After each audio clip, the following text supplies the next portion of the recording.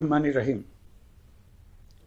প্রিয় দেশবাসী, শিশু, কিশোর কিশোরী, তরুণ তরুণী, ছাত্রছাত্রী, বয়স্ক, বৃদ্ধ, নারী পুরুষ সবাইকে আমার সালাম জানাচ্ছি। আসসালামু আলাইকুম। আজ 5ই অগাস্ট, জুলাই গণ অভ্যুত্থান দিবস। বাংলাদেশের ইতিহাসের এক অবিস্মরণীয় দিন। 1 বছর আগে এই দিনে জুলাই গণ অভ্যুত্থান পূর্ণতা পায়। দীর্ঘদিনের ফ্যাসিবাদী শাসন থেকে মুক্ত হয় প্রিয় স্বদেশ। গত বছরের জুনে আদালতের একটি রায়ে সরকারি চাকরিতে কোটা পুনর্বহাল হলে দেশের তরুণ শিক্ষার্থী সমাজ বিক্ষুব্ধ হয়ে ওঠে। তাদের এই ক্ষোভ দাবানলে পরিণত হয় স্বৈরাচারের তুচ্ছতাচ্ছিল্যে, দমন পীড়নে, নির্বিচারে গুলিবর্ষণ, নির্মম হত্যাযজ্ঞের কারণে। স্বৈরাচারী শাসকের নির্দেশে পরিচালিত হত্যাযজ্ঞের সামনে নির্ভীক চিত্তে দাঁড়িয়েছিল এদেশের ছাত্র, শ্রমিক, জনতা। তাদের সম্মুখভাগে ছিলেন আমাদের অদম্য নারীরা। দেশকে স্বৈরাচার মুক্ত করতে অকাতরে জীবন উৎসর্গ করেছেন তাঁরা। আজকের দিনে আমি জাতির সূর্য সন্তান জুলাই শহীদদের গভীর শ্রদ্ধার সঙ্গে স্মরণ করছি। জুলাইয়ে যারা আহত হয়েছেন, চিরতরে পঙ্গু হয়েছেন, দৃষ্টি হারিয়েছেন, জাতির পক্ষ থেকে আমি তাদের প্রতি শ্রদ্ধা ও কৃতজ্ঞতা জানাচ্ছি।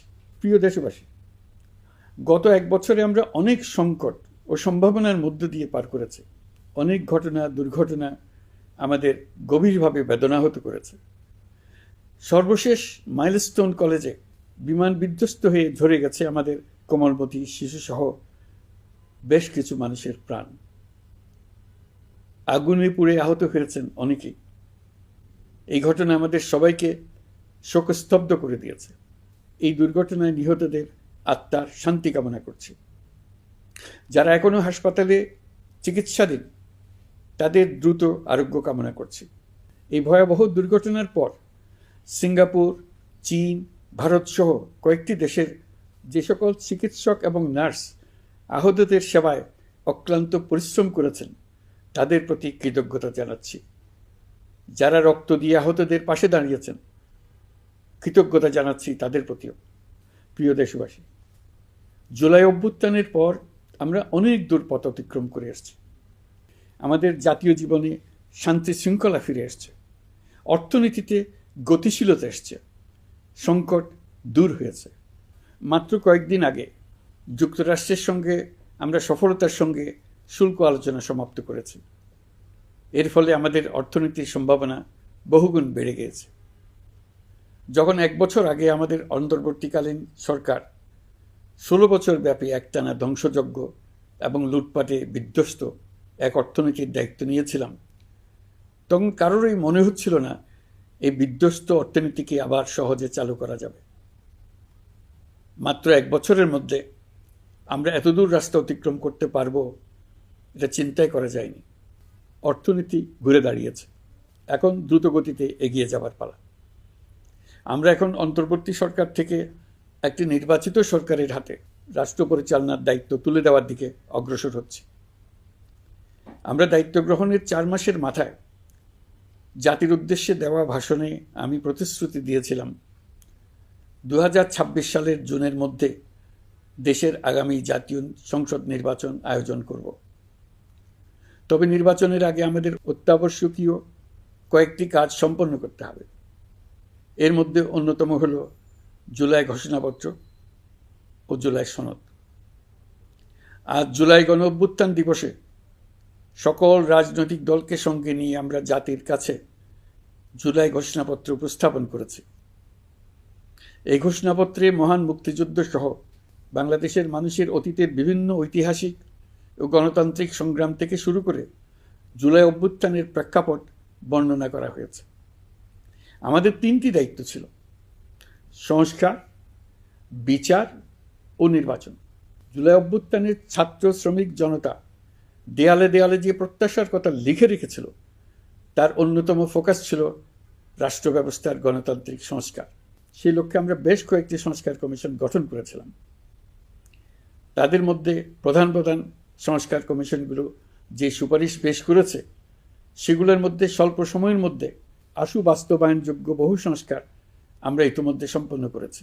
এই সংস্কারগুলোর মাধ্যমে অর্থনৈতিক খাত, বিচার ব্যবস্থা ও জনপ্রশাসনে গতিশীলতা আসবে, স্বচ্ছতা ও জবাবদিহিতা বহুলাংশে বৃদ্ধি পাবে, দুর্নীতি, অনিয়ম ও হয়রানি হ্রাস পাবে। দীর্ঘমেয়াদী সংস্কার কাজ বাস্তবায়নের লক্ষ্যে আমরা জাতীয় ঐকমত্য কমিশন গঠন করেছিলাম।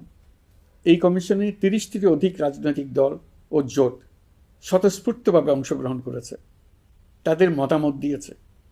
প্রাথমিক পর্যায়ে ঐকমত্য কমিশন 166টি সুপারিশ নিয়ে 30টির বেশি রাজনৈতিক দলের সঙ্গে প্রায় 2 মাস ধরে দলগত ও জোটগতভাবে আলোচনা করেছিল। এই প্রক্রিয়ায় যেসব বিষয়ে রাজনৈতিক দলগুলোর মধ্যে ঐকমত্য প্রতিষ্ঠিত হয়েছিল সেগুলো বাদ দিয়ে কমিশনের পক্ষ থেকে 19টি মৌলিক সংস্কারের বিষয় চিহ্নিত করা হয়। দ্বিতীয় পর্যায়ে 23 দিন ধরে আলোচনা শেষে 19টি বিষয়ের বেশিরভাগ ক্ষেত্রেই ঐকমত্য প্রতিষ্ঠা করা সম্ভব হয়েছে, যদিও কয়েকটি ক্ষেত্রে কিছু কিছু রাজনৈতিক দলের নোট অফ ডিসেন্ট রয়েছে। সংস্কারের ক্ষেত্রে আমরা আমাদের লক্ষ্যে পৌঁছাতে পেরেছি। ঐকমত্য কমিশনের পরিচালনায় দেশের সকল রাজনৈতিক দল মিলে দীর্ঘদিন ধরে প্রতিনিয়ত আলাপ আলোচনার ভিত্তিতে জুলাই সনদ চূড়ান্ত হওয়ার পর্যায়ে এসছে। জুলাই সনদ একটি ঐতিহাসিক অর্জন। এটা শুধু আমাদের রাজনৈতিক ইতিহাসে নয়, বৃহত্তর পরিমণ্ডলের রাজনৈতিক ইতিহাসেও স্মরণীয় হয়ে থাকবে। দলিল তো স্মরণীয় হয়ে থাকবেই, এটা রচনার প্রক্রিয়াও স্মরণীয় হয়ে থাকবে। এই দলিল প্রণয়নের জন্য আমি সকল রাজনৈতিক দলের নেতৃবৃন্দকে এবং ঐকমত্য কমিশনের সদস্যবৃন্দকে, বিশেষ করে এই উদ্যোগের নেতৃত্ব দানকারী প্রফেসর আলী রিয়াজকে জাতির পক্ষ থেকে অশেষ কৃতজ্ঞতা ও ধন্যবাদ জানাচ্ছি। রাজনৈতিক দলের প্রতিনিধিরা অত্যন্ত সৌহার্দ্যপূর্ণ পরিবেশে আলোচনায় অংশ নিয়েছেন। মতপার্থক্য থাকা সত্ত্বেও সকল রাজনৈতিক দলের মধ্যে ঐকমত্য তৈরির চেষ্টা ছিল। আমরা আশা করছি এই ঐকমত্যের ভিত্তিতে অচিরে রাজনৈতিক দলগুলি জুলাই সনদে স্বাক্ষর করবে এবং এর বাস্তবায়নেও ঐকমত্যে পৌঁছাবে। জুলাই সনদ বাংলাদেশে সুষ্ঠুভাবে ক্ষমতা হস্তান্তর, জবাবদিহিমূলক রাষ্ট্রীয় প্রতিষ্ঠানগুলোর স্বাধীনতা ও সক্ষমতা, নাগরিক অধিকারের সত্যিকারের বাস্তবায়ন, রাষ্ট্রীয় সম্পদ ও সামর্থ্যের ব্যবস্থাপনা নিশ্চিত করবে। আমাদেরকে নিশ্চিত করতে হবে ভবিষ্যতের কোনো সরকারই যেন আর ফ্যাসিস্ট হয়ে উঠতে না পারে। রাষ্ট্রকে এমনভাবে মেরামত করতে হবে যাতে কখনো কোথাও ফ্যাসিবাদের লক্ষণ পাওয়া গেলেই সেটিকে যেন তাৎক্ষণিকভাবে সেখানেই নির্মূল করা যায়, আর যেন 16 বছরের জন্য অপেক্ষা করতে না হয়, বহু মানুষকে প্রাণ দিতে না হয়, আমাদের যেন আরেকটি গণ অভ্যুত্থানের প্রয়োজন না হয়। জুলাই আগস্টের মানবতা বিরোধী অপরাধ মামলায় বিচার কাজ দৃঢ়ভাবে এগিয়ে চলেছে। বিচারের আনুষ্ঠানিক শুনানি পর্বও শুরু হয়েছে।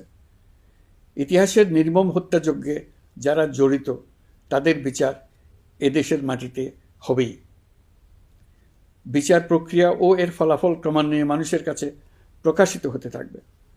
বিচারের পুরো প্রক্রিয়া দেশবাসীর কাছে স্বচ্ছ ও দৃশ্যমান রাখা হচ্ছে। এবার আমাদের সর্বশেষ দায়িত্ব পালনের পালা, নির্বাচন অনুষ্ঠান। আজ এই মহান দিবসে আপনাদের সামনে এই বক্তব্য রাখার পর থেকেই আমরা আমাদের সর্বশেষ এবং সবচেয়ে গুরুত্বপূর্ণ অধ্যায়ে প্রবেশ করব। আমরা এবার একটা নির্বাচিত সরকারের কাছে দায়িত্ব হস্তান্তরের প্রক্রিয়া শুরু করব। অন্তর্বর্তী সরকারের পক্ষ থেকে আমি প্রধান নির্বাচন কমিশনারের কাছে চিঠি পাঠাব যেন নির্বাচন কমিশন আগামী রমজানের আগে 2026 সালের ফেব্রুয়ারি মাসে জাতীয় নির্বাচন অনুষ্ঠানের আয়োজন করেন। আপনারা সকলেই দোয়া করবেন যেন সুন্দরভাবে নির্বাচন অনুষ্ঠান করে এদেশের সকল নাগরিক একটি নতুন বাংলাদেশ গড়ার কাজে সফলভাবে এগিয়ে যেতে পারে। আমরা সরকারের পক্ষ থেকে এই নির্বাচন যাতে সুষ্ঠু, শান্তিপূর্ণ এবং উৎসবমুখরভাবে সম্পন্ন করা যায় সেই জন্য সকল প্রকার সাহায্য সহযোগিতা প্রদান করব। এবারের নির্বাচন যেন আনন্দ উৎসবের দিক থেকে, শান্তি শৃঙ্খলার দিক থেকে, ভোটার উপস্থিতির দিক থেকে, সৌহার্দ্য ও আন্তরিকতার দিক থেকে দেশের ইতিহাসে স্মরণীয় হয়ে থাকে। সেই জন্য সকল আয়োজন সম্পন্ন করতে আগামীকাল থেকে আমরা সকলেই মানসিক প্রস্তুতি ও প্রাতিষ্ঠানিক আয়োজন শুরু করব। নির্বাচনে ভোটারদের সম্পর্কে দুই একটা কথা বলতে চাই। এবার আমরা প্রবাসী ভোটারদের ভোট দেওয়ার আয়োজন নিশ্চিত করতে চাই। অর্থনৈতিক দিক থেকে সম্পূর্ণ বিধ্বস্ত বাংলাদেশ যে আবার দ্রুত ঘুরে দাঁড়াতে পেরেছে, তার বড় কারণ হলো আমাদের রেমিটেন্স যোদ্ধাদের ঐতিহাসিক অবদান। নির্বাচনে তাদের অংশগ্রহণ নিশ্চিত করার জন্য নির্বাচন কমিশন প্রস্তুতি নিচ্ছে। নারী ভোটাররা যেন দেশের সর্বত্র নির্দ্বিধায় আনন্দোৎসাহ সহকারে তাদের ভোট দিতে পারে, এটা নিশ্চিত করতে চাই। এবার যেন কেন্দ্রে কেন্দ্রে নারী ভোটারদের ঢল নামে, আমরা সেই লক্ষ্যে সমস্ত ব্যবস্থা গ্রহণ করব। দেশের মানুষের ভোটাধিকার কেড়ে নেবার কারণে গত 15 বছর ধরে নাগরিকবৃন্দ ভোট দিতে পারেনি। এবারের নির্বাচনে আমরা আমাদের বকেয়া আনন্দসহ মহা আনন্দে ভোট দিতে চাই। এবারের নির্বাচনে জীবনে প্রথমবার ভোট দিতে যাবে এরকম ভোটাররা নানা উৎসবের মধ্য দিয়ে ভোট কেন্দ্রে যাবে, তাদের এই দিনটি স্মরণীয় করে রাখার জন্য। এর মধ্যে নতুন নারী ভোটার থাকবে, নতুন পুরুষ ভোটার থাকবে। এর মধ্যে এমন ভোটার থাকবে যারা 15 বছর আগে থেকেই ভোট দিতে পারত, কিন্তু জীবনে একবারও ভোট দিতে পারেনি। এর মধ্যে আসবে যারা 10 বছর আগে, 5 বছর আগে ভোট দিতে পারত কিন্তু পারেনি। আর আসবে ভাগ্যবান ও ভাগ্যবতীর দল, যারা এই প্রথমবার ভোটার হওয়ার যোগ্যতা লাভ করলো এবং সঙ্গে সঙ্গে ভোট দেওয়ার সুযোগও পেয়ে গেল। নির্বাচনের দিনকে আমরা ঈদের উৎসবের মতো করতে চাই। এবারের ভোটের আনন্দ থাকবে সবার মধ্যে। আপনারা সবাই বাচ্চা কাচ্চাদের নিয়ে ভোট কেন্দ্রে যাবেন। নাগরিক অধিকার প্রয়োগের মহা আনন্দ পরবর্তী বংশধরদের কাছে তুলে ধরার জন্য এখন থেকে প্রতিদিন আলাপ আলোচনা করুন। আপনার এলাকায় ভোটদান ব্যবস্থা কেমন হলে সুন্দর হয়, কেমন হলে আনন্দমুখর হয়, সেটা আগে থেকে ঠিক করার জন্য। নতুন বাংলাদেশ গড়ার কাজের ভিত্তি রচনা হবে এবারের নির্বাচনে। তার জন্য প্রস্তুতি নিন। প্রিয় দেশবাসী, দেশের ইতিহাসে এখন পর্যন্ত যতগুলো বড় সংঘাত, সহিংসতার ঘটনা ঘটেছে, তার সবগুলোর নেপথ্য কারণ ছিল ত্রুটিপূর্ণ নির্বাচন। ত্রুটিপূর্ণ নির্বাচনের মধ্য দিয়ে কোনো দল যদি গায়ের জোরে নির্বাচিত হয়ে ক্ষমতায় আসে, তার চূড়ান্ত পরিণতি কী, তার জুলাই অভ্যুত্থান আমাদের দেখিয়ে দিয়েছে। আমরা ইতিহাসের কলঙ্কিত কোনো অধ্যায়ের পুনরাবৃত্তি আর করতে চাই না। আপনারা প্রত্যেকেই অবগত আছেন, একটা গোষ্ঠী নির্বাচনকে বাধাগ্রস্ত করার জন্য উন্মুখ হয়ে আছে। তারা দেশের গণতান্ত্রিক অগ্রযাত্রাকে ব্যাহত করতে দেশের বাইরে বসে ভেতরে থেকে নানা অপচেষ্টায় লিপ্ত রয়েছে। আমাদেরকে অবশ্যই খেয়াল রাখতে হবে তারা যেন নির্বাচনকে সংঘাতময় করে তোলার কোনো রকমের সুযোগ না পায়। মাথায় রাখবেন, পরাজিত শক্তি নির্বাচনের আগ পর্যন্ত বারবার মাথাচাড়া দিয়ে ওঠার চেষ্টা করবে, কিন্তু একটি অবাধ, সুষ্ঠু, নিরপেক্ষ নির্বাচন সফলভাবে আয়োজন করা গেলে অপশক্তির পরাজয় চূড়ান্ত হবে। নির্বাচন সংক্রান্ত বিষয়ে প্রতিনিয়ত পরামর্শ নেওয়ার জন্য আমরা প্রযুক্তির সাহায্য নেব। এই জন্য একটি অ্যাপ তৈরির উদ্যোগ নিচ্ছি। দ্রুত এই অ্যাপটি চালু হবে।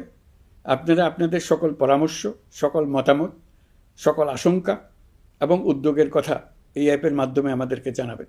আমরা তা যথাযথ কর্তৃপক্ষকে জানিয়ে দেব, সমস্যা সমাধানের জন্য ব্যবস্থা নেব।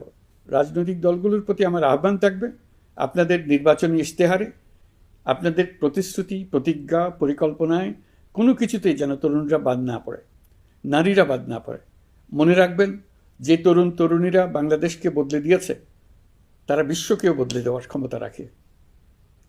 আপনার দল থেকে তাদেরকে সেই সুযোগ দেওয়ার উদ্যোগ নেন। আগামী নির্বাচনে সবাই নিরাপদে যার যার পছন্দের প্রার্থীকে ভোট দেবে, এটা নিয়ে কারো কোনো আপত্তির সুযোগ রাখা যাবে না।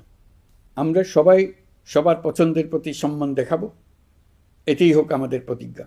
প্রিয় দেশবাসী, আপনারা জানেন, সরকার দায়িত্ব গ্রহণের পরপরই দেশের দক্ষিণ ও উত্তরাঞ্চলে যে ভয়াবহ বন্যা পরিস্থিতি তৈরি হয়েছিল, তা ফসল উৎপাদনে ব্যাপক ক্ষতি সাধন করেছে। এর ফলে নিত্য প্রয়োজনীয় পণ্যের মূল্যবৃদ্ধির আশঙ্কা হয়েছিল। তবে সংশ্লিষ্ট প্রতিষ্ঠান ও কর্তৃপক্ষের যথাযথ পদক্ষেপ, নজরদারি ও মধ্যস্বত্বভোগীদের দৌরাত্ম্য কমানোর ফলে এটি এড়ানো গেছে। বিশেষ করে এবছরের পবিত্র মাহে রমজান মাস থেকে শুরু করে এখন পর্যন্ত বাজার পরিস্থিতি স্থিতিশীল রয়েছে। মূল্যস্ফীতির নিয়ন্ত্রণ ছিল আমাদের জন্য সবচেয়ে বড় চ্যালেঞ্জ। ভঙ্গুর অর্থনীতি ও বন্যার কারণে খাদ্য মূল্যস্ফীতি হয়েছিল প্রায় 14%। এখন সেটা অর্ধেকে নেমে এসছে। আমরা আশা করছি ডিসেম্বরের মধ্যে এটা 6% নেমে আসবে। এই জুন মাসে দেশের সার্বিক মূল্যস্ফীতি কমে 8.48% হয়েছে, যা বিগত 35 মাসের মধ্যে সর্বনিম্ন। এই নিয়ে 4 মাস ধরে সার্বিক মূল্যস্ফীতি ক্রমান্বয়ে কমেছে। বর্তমান অন্তর্বর্তীকালীন সরকারের প্রতি প্রবাসীদের অসীম আস্থার ফলে মুদ্রাবাজারেও স্থিতিশীলতা ফিরে এসছে। গত অর্থ বছরে ব্যাংকিং চ্যানেলে রেকর্ড $3,033 কোটি প্রবাসী আয় দেশে এসছে। রপ্তানি আয়ে প্রায় 9% প্রবৃদ্ধি হয়েছে। এর ফলে টাকা শক্তিশালী হয়েছে। অনেক বছর পর ডলারের বিপরীতে টাকার মান বাড়ছে। গত 11 মাসে বৈদেশিক পাওনাদারদের পাওনা সুদ ও আসল বাবদ $4 বিলিয়ন অর্থাৎ $400 কোটি অর্থ পরিশোধ করা হয়েছে, যা এ যাবৎকালের সর্বোচ্চ। আগের বকেয়া আদায় পরিশোধের পরও বৈদেশিক মুদ্রার রিজার্ভ বাড়ছে। আগামীতে এই ধারা বজায় থাকবে বলে আমরা আশা করি। বিদেশি বিনিয়োগ বৃদ্ধিতে বিভিন্ন উদ্যোগ নেওয়ার ফলে এই বছরের প্রথম 3 মাসে বিদেশি বিনিয়োগ এসছে $10,500 কোটি। গত বছরের একই সময়ের তুলনায় এটা দ্বিগুণেরও বেশি। আর অক্টোবর থেকে হিসাব করলে 6 মাসে ফরেন ডাইরেক্ট ইনভেস্টমেন্ট এসছে $16,500 কোটি, যা গত সরকারের আমলের শেষ 6 মাসের তুলনায় দ্বিগুণ। কর্মসংস্থান সৃষ্টি অন্তর্বর্তীকালীন সরকারের অন্যতম বড় লক্ষ্য। সম্প্রতি হংকং ভিত্তিক শিল্পগোষ্ঠী হান্ডা বাংলাদেশের বস্ত্র ও তৈরি পোশাক খাতে $250 মিলিয়ন বিনিয়োগের প্রতিশ্রুতি নিয়ে এসছে, যা এই খাতে চীনা কোনো কোম্পানির একক সর্বোচ্চ বিনিয়োগ। তাদের এই বিনিয়োগের ফলে 25,000 লোকের কর্মসংস্থান হবে। আমরা দৃঢ়ভাবে বিশ্বাস করি হান্ডার এই বিনিয়োগ আরও চীনা কোম্পানিকে এই দেশে বিনিয়োগের জন্য উৎসাহিত করবে। এর মাধ্যমে আমাদের তরুণ তরুণীদের কর্মসংস্থানের পথ খুলবে। গত 16 বছরে দেশ থেকে যে বিপুল পরিমাণ অর্থ পাচার হয়ে গিয়েছে, আমরা সেটা ফিরিয়ে আনার উদ্যোগ নিয়েছি। এই দীর্ঘ আইনি প্রক্রিয়ার জন্য সরকার নামকরা বিদেশি আইনি প্রতিষ্ঠানকে নিয়োগ দিয়েছে। যথাযথ আইনি পদক্ষেপের ফলে বিশ্বের বিভিন্ন দেশে ফেসিবাদী দুর্বৃত্তরা যে অর্থ সম্পদের পাহাড় গড়েছে তার কিছু কিছু ইতিমধ্যে জব্দ হয়েছে। এই কার্যক্রম সঠিকভাবে চালিয়ে যেতে পারলে অল্প সময়ের মধ্যে আরও কিছু ইতিবাচক ফলাফল পাওয়া যাবে বলে আমি বিশ্বাস করি। দেশের ভেঙে পড়া অর্থনীতিকে মজবুত করতে হলে আমাদের চিন্তায় মৌলিক পরিবর্তন আনতে হবে। আমি বরাবরই বলে এসেছি, এদেশের নদী ও বিশাল সমুদ্র আমাদের মূল্যবান সম্পদ। আমরা এই সম্পদকে কাজে লাগিয়ে সমান্তরালভাবে পানিভিত্তিক অর্থনীতি গড়ে তুলতে চাই। আমরা প্রায় ভুলে যাই যে বঙ্গোপসাগরের একটা অংশও আমাদের দেশ। এর পরিমাণ আমাদের মোট জমির পরিমাণের চাইতে বেশি।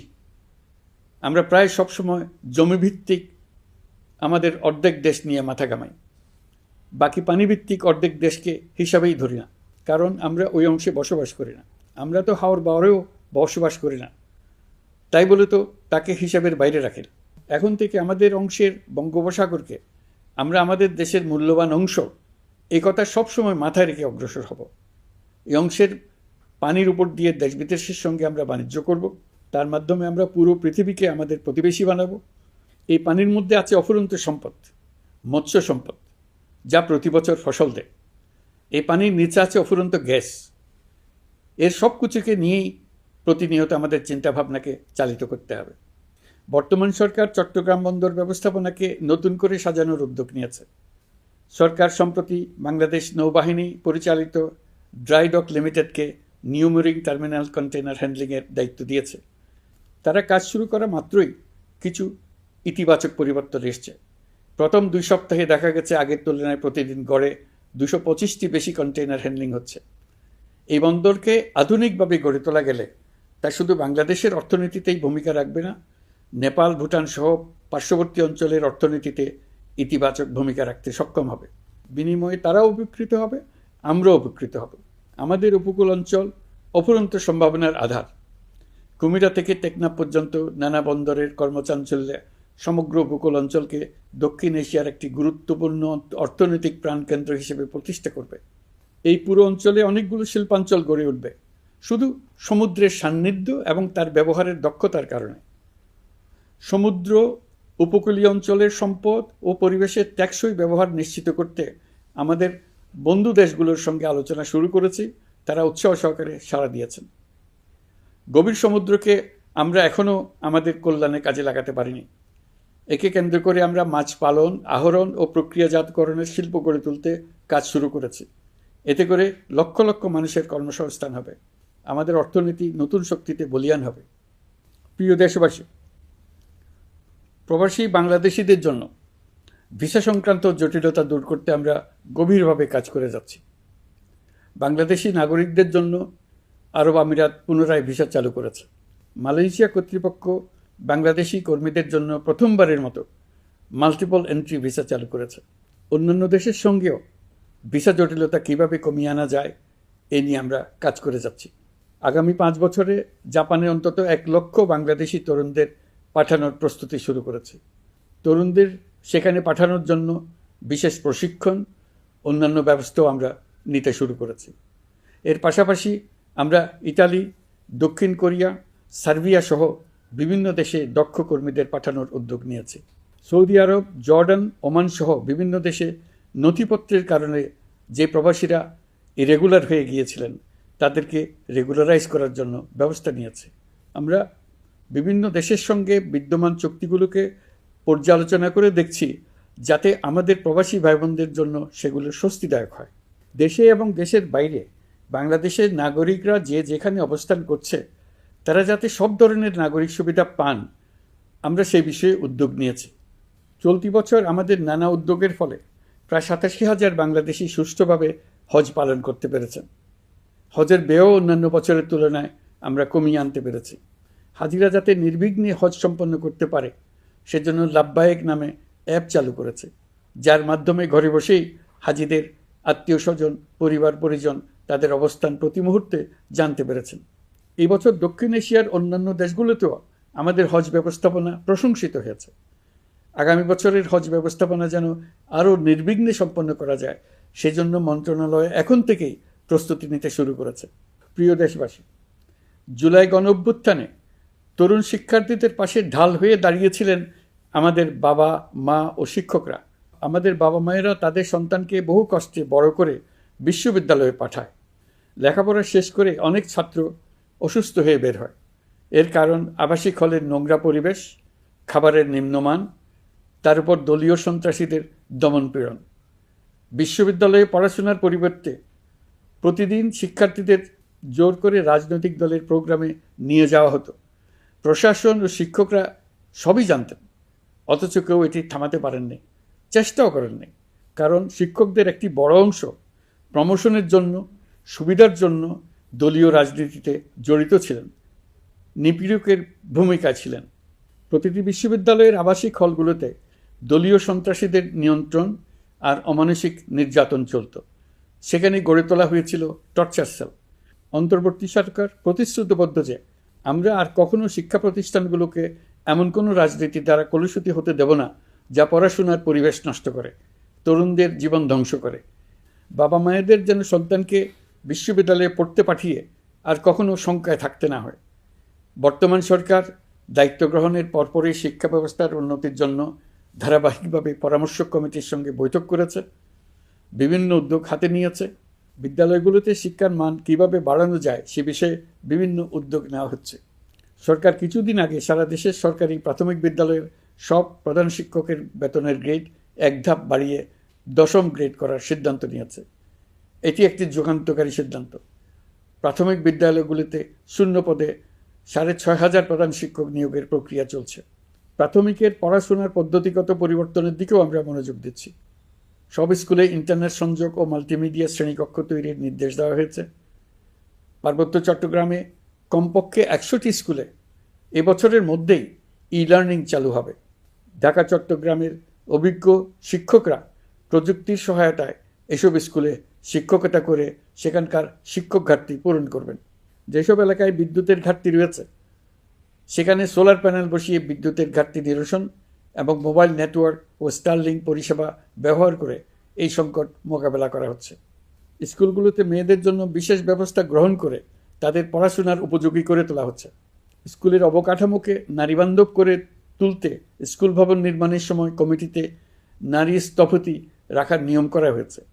আমাদের লক্ষ্য হলো স্কুল ভবনের ডিজাইন থেকে শুরু করে পড়াশোনার পরিবেশ চিন্তাভাবনায় মেয়েদেরকে বিশেষভাবে গুরুত্ব দেওয়া, যাতে তারা ব্যক্তিগত নিরাপত্তা ও স্বাস্থ্যের দিক থেকে স্বস্তিদায়ক পরিবেশে পড়াশোনা করতে পারে। প্রিয় দেশবাসী, জুলাই গণ অভ্যুত্থানে শহীদ ও আহত যোদ্ধাদের জন্য আমরা নিরলসভাবে কাজ করে যাচ্ছি। এখন পর্যন্ত 775টি শহীদ পরিবারকে প্রায় 100 কোটি টাকার সঞ্চয়পত্র ও মাসিক ভাতা বাবদ ব্যাংক চেক দেওয়া হয়েছে।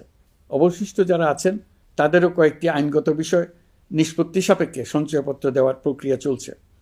এর পাশাপাশি আহত 13,800 জন জুলাই যোদ্ধাকে 3টি ক্যাটাগরিতে নগদ টাকা ও চেক বাবদ 153 কোটি 4 লাখ টাকা প্রদান করা হয়েছে। 78 জন অতি গুরুতর আহত জুলাই যোদ্ধাকে সিঙ্গাপুর, থাইল্যান্ড, তুরস্ক এবং রাশিয়ার উন্নত চিকিৎসার জন্য পাঠানো হয়েছে এবং চিকিৎসা ব্যয় বাবদ এ পর্যন্ত প্রায় 100 কোটি টাকা ব্যয় হয়েছে। আহতদের পুনর্বাসনের জন্য সরকারের সবকটি মন্ত্রণালয়ের সম্মিলিত প্রচেষ্টায় বিভিন্ন ধরনের উদ্যোগ নেওয়া হচ্ছে। ফেসিবাদী সরকারের আমলে দেশের শহরে বন্দরে হাজারো প্রতিষ্ঠান, সড়ক, সেতু, সেনানিবাস, যুদ্ধজাহাজ, স্কুল, কলেজ, বিশ্ববিদ্যালয়ের নাম পরিবর্তন করে স্বৈরাচার তার নিজের এবং নিজের পরিবারের সদস্যদের নামে চালু করেছিল। আমরা সব নাম পরিবর্তন করে আগের নাম বা মানানসই নাম করে দিয়েছি।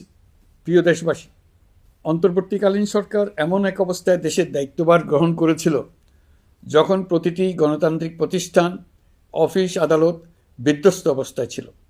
আমাদের প্রথম এবং প্রাথমিক কাজ ছিল এই প্রতিষ্ঠানগুলোর সংস্কার এবং পুনর্নির্মাণে হাত দেওয়া, আইনশৃঙ্খলা বাহিনী পুনর্গঠন, অর্থনীতি পুনরুদ্ধার, আইন আদালত, নির্বাচন কমিশন সহ যাবতীয় গণতান্ত্রিক প্রতিষ্ঠানকে সচল করা এবং নাগরিকদের নিকট দায়বদ্ধ করে তোলা। রক্তাক্ত জুলাই ছিল স্বৈরাচারের বিরুদ্ধে তরুণদের পুঞ্জীবিত ক্ষোভের বহিঃপ্রকাশ। 16 বছর ধরে সরকারের স্বৈরাচারী আচরণের বিরোধিতা করে যতগুলো আন্দোলন হয়েছে, প্রতিটিতেই দলীয় সন্ত্রাসীরা অস্ত্র হাতে আন্দোলনকারীদের আক্রমণ করেছে। প্রতিটি আন্দোলনকেই দমন করার জন্য দলীয় সন্ত্রাসীরা সর্বোচ্চ আঘাত করেছে, যেখানে আইনশৃঙ্খলা বাহিনীকেও অংশ নিতে নির্দেশ দেওয়া হয়েছে অথবা দাঁড়িয়ে দর্শকের ভূমিকায় থাকতে বলা হয়েছে। একটি স্বাধীন বিচার বিভাগের জন্য অন্তর্বর্তী সরকার সংস্কার কাজ হাতে নিয়েছে। বিচার বিভাগীয় সংস্কার কমিশনের প্রস্তাবনা অনুযায়ী সুপ্রিম কোর্ট বিচারক নিয়োগ সহ যে সকল কাজ এই সরকার স্বল্প সময়ের মধ্যে করে যেতে পারবে, সে সকল কাজের অধিকাংশ ইতিমধ্যে সম্পন্ন করা হয়ে গেছে। বাকি কাজ চলমান রয়েছে। স্বৈরাচার আমলে দলীয় বাহিনীতে পরিণত হওয়া ভঙ্গুর আইনশৃঙ্খলা বাহিনীকে নতুন করে গড়ে তোলার জন্য আমরা সর্বোচ্চ ব্যবস্থা নিয়েছি। আইনশৃঙ্খলা বাহিনী দ্বারা কোনো মানবাধিকার লঙ্ঘন যাতে না ঘটে, সেই জন্য পুলিশ সদর দপ্তরে একটি সেল কার্যকর করা হয়েছে, যেখানে মানবাধিকার সহ পুলিশ সদস্যদের মাধ্যমে সংগঠিত যে কোনো অপরাধের বিষয়ে অভিযোগ করা যায়। এই সমস্ত সেল অন্যান্য আইন প্রয়োগকারী সংস্থার প্রধান কার্যালয়ও স্থাপন করা হচ্ছে। আসামিদের জিজ্ঞাসাবাদ হবে স্বচ্ছ কাচের ঘরে। হাজতখানায় বন্দীদের মানবিক সেবা নিশ্চিত করা হবে। অভিযান পরিচালনার সময় পুলিশ যেন জিপিএস ট্র্যাকিং সিস্টেম ডিভাইস সহ বডি ক্যামেরা পরিধান করেন তা নিশ্চিত করা হবে। পুলিশ যেন আর কখনোই কোনো আন্দোলন দমনে প্রাণঘাতী অস্ত্র ব্যবহার করতে না পারে, সেই ব্যবস্থা নেওয়া হয়েছে। বেআইনি সমাবেশে বল প্রয়োগের ক্ষেত্রে জাতিসংঘের স্বীকৃত 5টি ধাপ অনুযায়ী পুলিশ সদস্যদের প্রশিক্ষণ দেওয়া হচ্ছে। সব মিলিয়ে স্বরাষ্ট্র মন্ত্রণালয়ের পুলিশ সংস্কার কমিশনের প্রস্তাব অনুযায়ী 16টি সংস্কার কাজ সম্পন্ন হয়েছে। আরও 43টি সংস্কার কাজ সমাপ্ত হওয়ার পথে। দেওয়ানি আইন, নারী ও শিশু নির্যাতন দমন আইন সহ বিভিন্ন আইনগত সংস্কার সম্পন্ন হয়েছে। সম্প্রতি সরকার ফৌজদারি কার্যবিধি সংশোধন অধ্যাদেশ 2025 অনুমোদন করেছে। এর ফলে এখন থেকে কোনো ব্যক্তিকে আটকের পর 12 ঘন্টার মধ্যে যত দ্রুত সম্ভব পরিবারকে জানাতে হবে। আটককৃত ব্যক্তিকে আইনজীবীর সঙ্গে সাক্ষাতের সুযোগ দিতে হবে। গ্রেপ্তারকৃত ব্যক্তি রিমান্ডের পর অসুস্থ বা আহত হলে তাকে ডাক্তার কর্তৃক পরীক্ষা করতে হবে এবং আঘাতের কারণ নিশ্চিত হতে হবে। তার প্রয়োজনীয় চিকিৎসা দিতে হবে। এক্ষেত্রে পুলিশের দায় থাকলে আইনি ব্যবস্থা নেওয়ার বিধান যুক্ত করা হয়েছে। এই আইনের ফলে গ্রেফতার ও আটক নিয়ে মানুষের হয়রানি অনেক কমে আসবে, পুলিশের জবাবদিহিতা বাড়বে এবং বিচারের কাজ দ্রুততর হবে। পুলিশ সংস্কার কমিশনের সুপারিশ ছিল কোনো ব্যক্তি থানায় জিডি করতে গেলে অবশ্যই তা গ্রহণ করতে হবে। জিডি গ্রহণ করা ছাড়া থানা থেকে কোনো ব্যক্তিকে ফিরিয়ে দেওয়া যাবে না। এই সুপারিশের ভিত্তিতে সরকার সিদ্ধান্ত নিয়েছে দেশের সব থানায় অনলাইনে জিডি করা যাবে। এখন থানায় জিডি না নেওয়ার আর কোনো অভিযোগ থাকবে না। গণতান্ত্রিক চর্চার অন্যতম প্রধান শর্ত গণমাধ্যমের স্বাধীনতা। অতীত ইতিহাসের দিকে তাকালে দেখা যায় মুক্ত সাংবাদিকতার ক্ষেত্রে প্রথম এবং সবচেয়ে বড় বাধা হিসেবে কাজ করেছে সরকার। অন্তর্বর্তী সরকার এইসব বাধা অপসারণে বিভিন্ন উদ্যোগ নিয়েছে।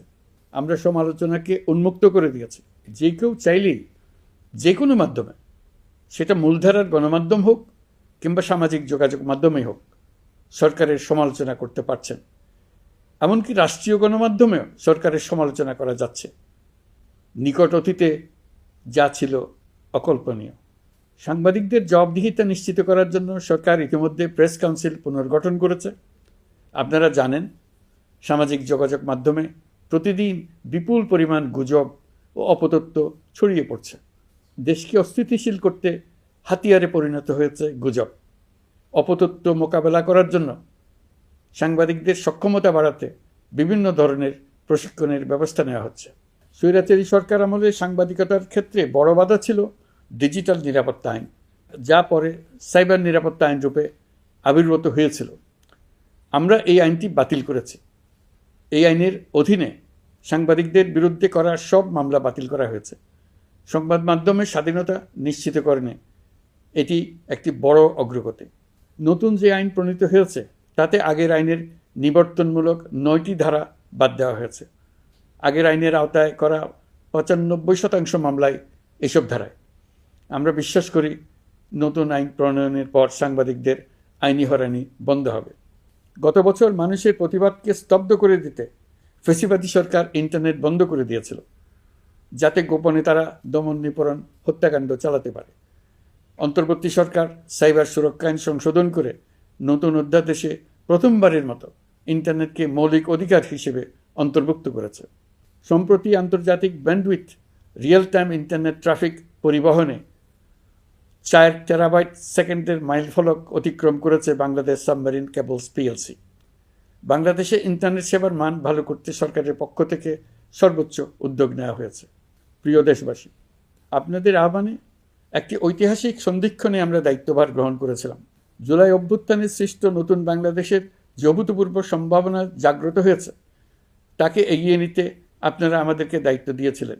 গত 12 মাস ধরে আপনাদের সবাইকে সাথে নিয়ে জুলাইয়ের দাবি পূরণের চেষ্টা করে যাচ্ছি। আসুন আজ জুলাই গণ অভ্যুত্থান দিবসে প্রতিজ্ঞাবদ্ধ হয়ে এই জাতিকে আমরা আর কখনো বিভক্ত হতে দেব না। আমরা সকল নাগরিকের প্রতি মর্যাদাশীল থাকব, তিনি যেই পরিচয়েরই হন না কেন। আমরা দৈনন্দিন জীবনে নানা ঘাত প্রতিঘাতে সাময়িকভাবে যদি পথভ্রষ্ট হয়েও পড়ি, প্রতি বছর জুলাই আমাদেরকে নতুন করে ঐক্যবদ্ধ হতে শক্তি যোগাবে। জুলাই তরুণদের উসিলায় জাতির আত্ম আবিষ্কারের মাস, ভুলভ্রান্তি শুধরে নেবার মাস, গর্তে পড়ে যাওয়ার প্রবণতা থেকে নিজেদেরকে রক্ষা করার মাস। জুলাই গ্রামে গঞ্জে, সরকারি বেসরকারি স্কুল কলেজে, বিশ্ববিদ্যালয়ে, ফসলের মাঠে, ঘরে বাড়িতে কিশোর কিশোরী তরুণ তরুণীদের কাছ থেকে তাদের আকাঙ্ক্ষাগুলো জেনে নেওয়ার মাস। নির্বাচন আসছে। যদি আপনি আপনার নির্বাচনী এলাকা থেকে দূরে বসবাস করেন, তবে এখন থেকে নিয়মিত নির্বাচনী এলাকা পরিদর্শন করুন, যাতে সেরা ব্যক্তিকে নির্বাচিত করতে আপনি প্রস্তুত হতে পারেন।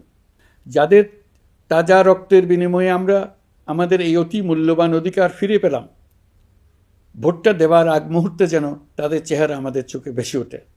ফেব্রুয়ারি বেশি দূরে নয়। নির্বাচন নিয়ে প্রস্তুতি নিতে নিতেই ভোটের দিন এসে পড়বে। বহু বছর আমরা কেউ ভোট দিতে পারিনি। এবার আমরা সবাই ভোট দেব, কেউ বাদ যাবে না। সবাই যেন বলতে পারি, নতুন বাংলাদেশ গড়ার পথে দেশকে রওনা করার জন্য আমি আমার ভোটটা দিয়েছিলাম। আমার ভোটে দেশটা সে পথে রওনা হতে পেরেছিল। জুলাই গণ অভ্যুত্থান দিবসে সকল নাগরিকের কাছে আমার আহ্বান, আসুন নতুন বাংলাদেশ গড়ার প্রথম বড় পরীক্ষায় সফলভাবে উত্তীর্ণ হই। মহান আল্লাহ আমাদের সহায় হন। আল্লাহ হাফেজ।